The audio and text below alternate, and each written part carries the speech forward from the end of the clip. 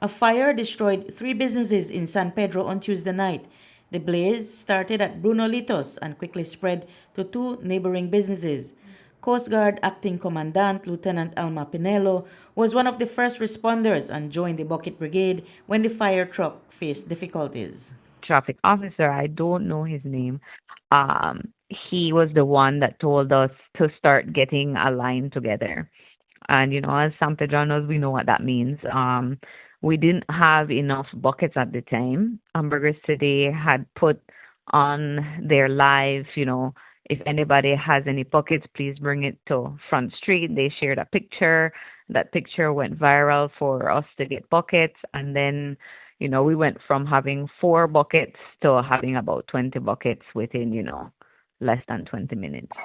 Some of us got out of the line, myself included, and we started ferrying the buckets, the empty buckets from the beginning of the line to the sea.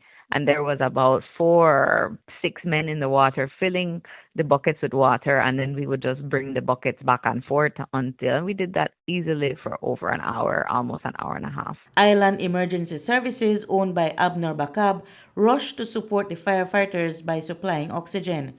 Bakab shared with us how his team stepped in to help. A lot of the times, the firefighters, as an emergency, you move fast, you try to get to the area or location of the fire, combating the fire. Sometimes you don't have time to get ready. They arrive very fast at the scene.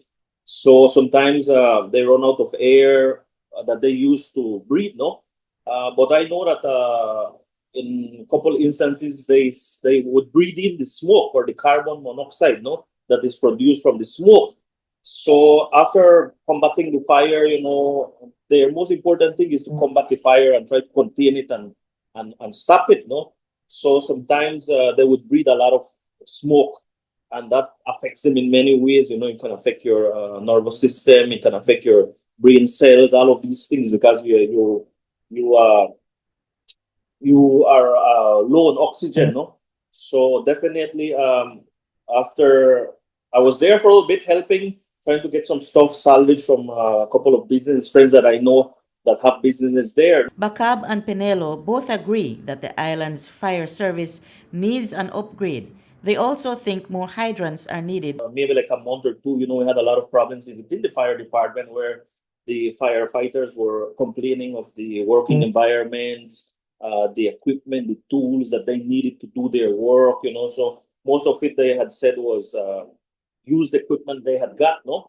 At least it's something, but it's not the best equipment for our firefighters. As we know, this has been a problem for a long time now. We should see the need for better equipment and for the BWS to do maybe some fire hydrants or something to where when you run out of water that the fire truck could easily hook onto, and then you have a source of water, or even if it's just something to go out to the sea, something.